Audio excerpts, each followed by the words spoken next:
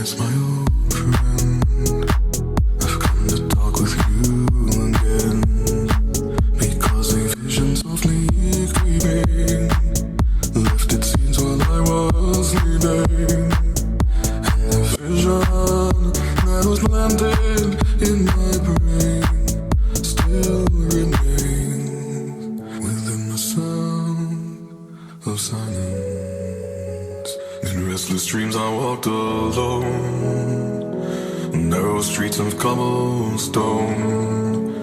'Neath the halo of a street lamp, I turned my collar to the cold and damp, when my eyes were stabbed by the flash of a neon light that split the night and touched the sound of silence. And in the naked light I saw 10,000 people maybe,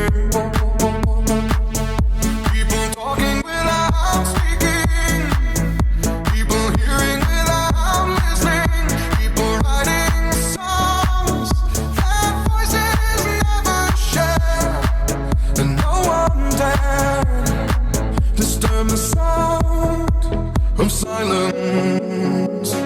Fools said, you do not know, silence like a cancer grows.